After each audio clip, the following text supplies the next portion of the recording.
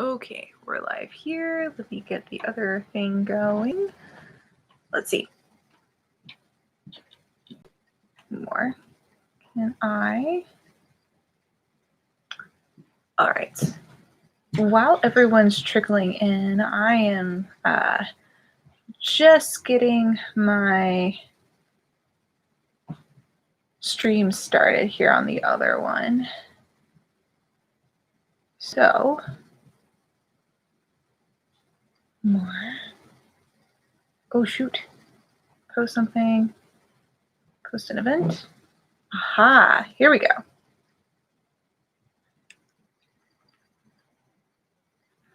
And that won't do.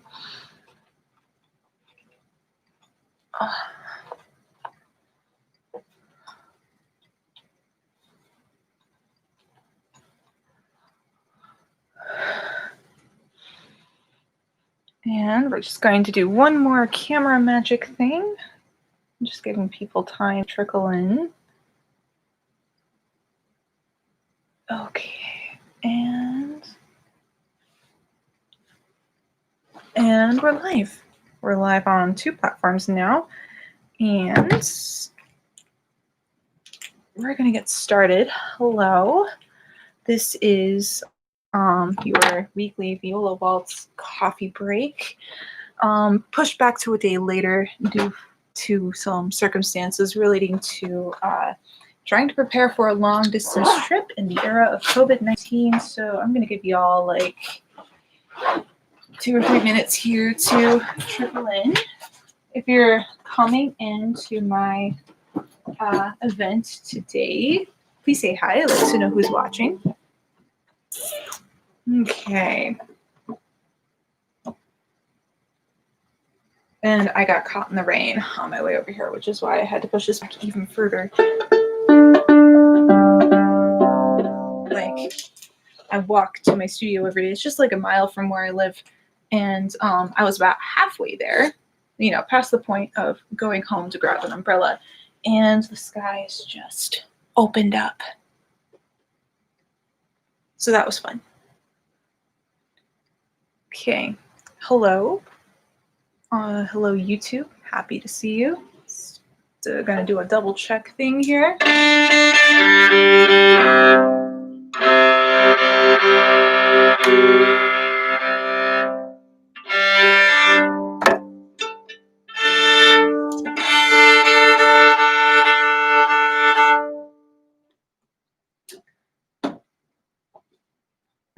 Okay.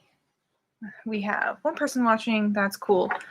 That means I am practicing my public speaking in front of 1 person. So welcome here today to Viola Waltz Coffee Break.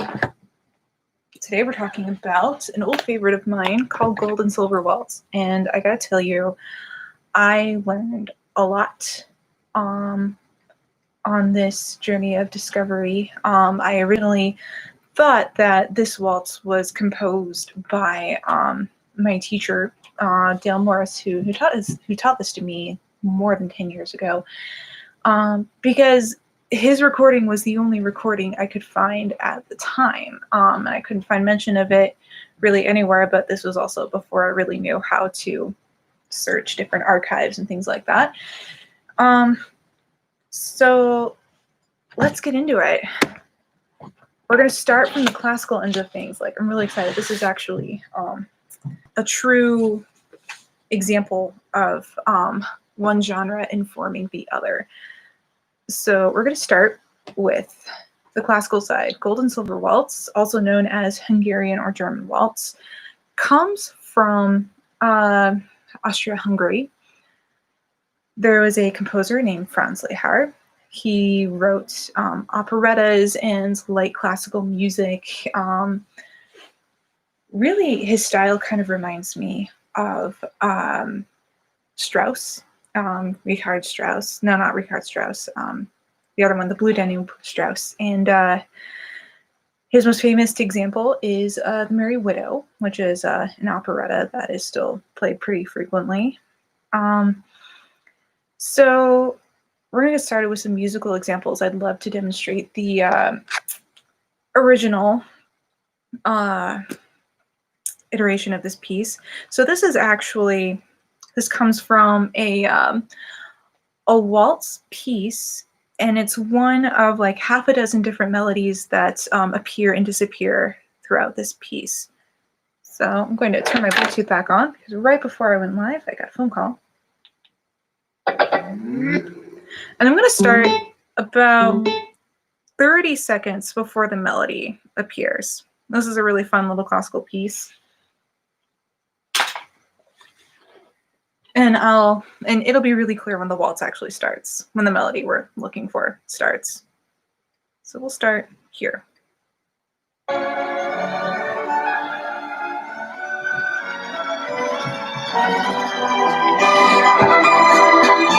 So we've got some Blue Danube vibes here.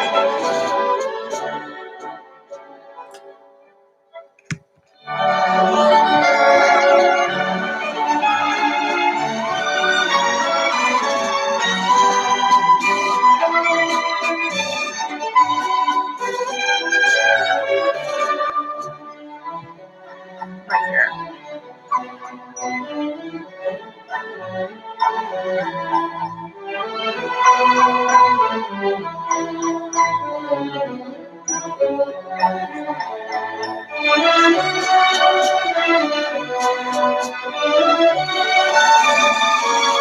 I love the snare drum. It's awesome.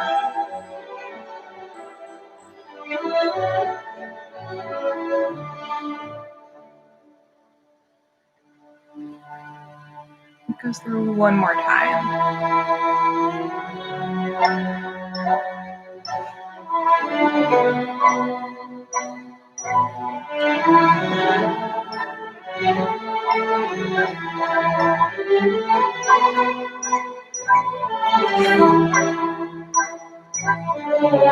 The conductor is being an absolute psychopath with this orchestra. Love it.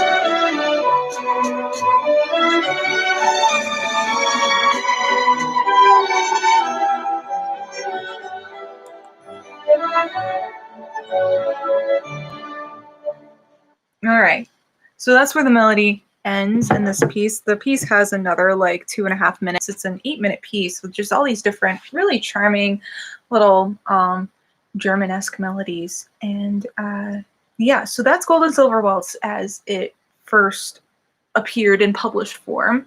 I haven't gone back further than this particular variation, although I would not put it past a composer from that era to have heard something from a village at the time and compose something around it. But this is as far back as I've gotten the classical side. So moving into how the heck this became a fiddle tune. Well, Franz Lehár was a popular enough composer in his lifetime that his music would have been more widely available given his time period, 1870 to about 1948.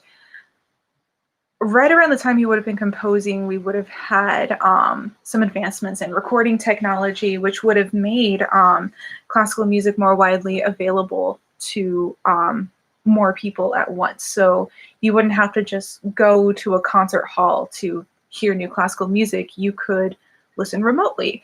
So I'm going to take a little bit of a leap to say that fiddlers heard this and thought, oh, that's a really catchy tune. I'm going to rearrange it and write a waltz about it. Yeah, cool. So let's move into Canada. My research so far hasn't found like a definitive route from Austria-Hungary to Canada, but the earliest recording I can find of a fiddler playing this is on a couple of recordings by a fiddler named Jerry Robichaux. Jerry Robichaux, born 1931, died 2013, was a fiddler from New Brunswick who moved to actually Waltham, Massachusetts in 1955. He studied with a fiddler. So he started off by taking lessons from a fiddler named Oscar Melanson. Oscar Melanson was a by the time Robichaud met Melanson, Melanson was a bedridden fiddle player. He couldn't play, so he actually taught Robichaud all of his tunes by whistling the melodies at him, and I thought that was a very charming story. In 1955, Robichaud moved to Waltham, Massachusetts with his family, where he became very active in the French-Canadian community. He played at the local French club for decades. His influences include Don Messer, because his family listened to his radio show religiously, and the fiddler Tommy Duquette, who was from the Maritime provinces. So I could not tell you for certain how this particular fiddler picked up Gold and Silver Waltz in his classical form, but I can tell you that he made some of these early recordings of them. So the next recording we're going to play for you is an example of Robeson playing a little bit later in life. Let's move on to my playlist here. And you'll notice he takes it a little bit faster, and he actually adds a B part. So here we go.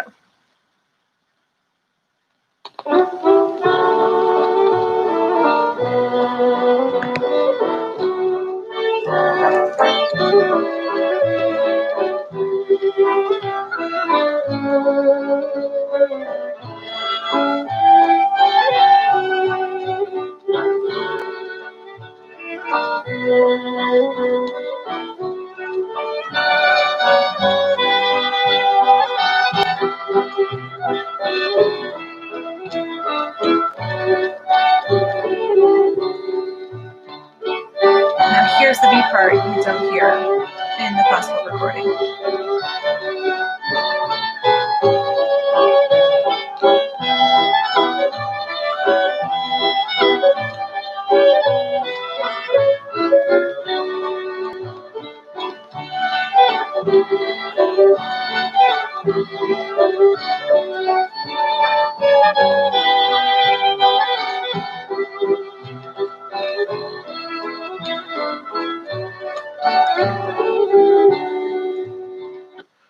All right, so that's just a taste of Jerry Robichaud.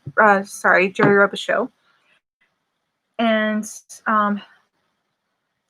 so let's talk about how this fiddle tune migrated from Waltham, Massachusetts to Boyd, Texas, where I first heard this.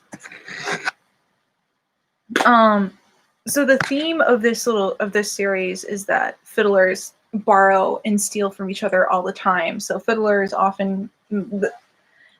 get together at competitions, and they play for each other, and they rank each other, and often that's how tunes get picked up from one fiddler to another, and that's often how tunes get renamed, or they start to develop mythical backstories, as we've seen in some of our other waltzes. So my theory is this fiddle tune moved from Waltham, Massachusetts / Canada to fiddle contests. It most likely made its way to the Weezer National Fiddler Competition, and that's where fiddlers from all over the United States come and listen to each other, and naturally that's where a fiddler from Texas would pick it up and bring it there. This is only a theory. I'm not saying this is fact. I have to do probably a little bit more digging and piecing together, because there's no book or website that like really traces individual waltzes yet. Give me time. So let's talk about Dale Morris for a second. This waltz undergoes another transformation as it comes to Texas.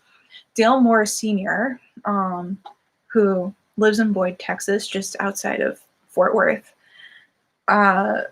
recorded this for his album Waltz Time, which included some traditional waltzes and some waltzes that he composed himself, and this was among them.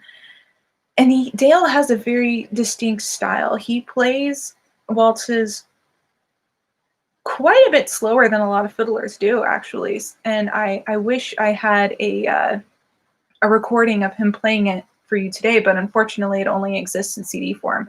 But check my Facebook event later today, and I will post an online link to ordering the CD so that you can hear this very distinct style as well. He taught the tune to me by ear, I think, and I play it almost verbatim the way he does. But I also have to make a lot of sacrifices, since I have to make, not sacrifices, like adjustments to the melody to fit my much lower instrument now. I could just play it all in violin, but that would really defeat the purpose of reworking waltzes for viola. So if you came to my Blue Chair session last week, you did hear me play it. It was the last piece on my program. And I'm going to play that for you again. And that'll be our last thing for today. So let me pull up my voice memo with my fake guitar chords here. I will have a guitar eventually, and then maybe that'll be a little bit more authentic, but this is what we have. So, Gold and Silver Waltz, as Dale Morris taught it to me 10 years ago, with adjustments made to accommodate playing a much lower instrument. Okay, here we go. Don't fail me now, Bluetooth. 1, 2, 3, 1.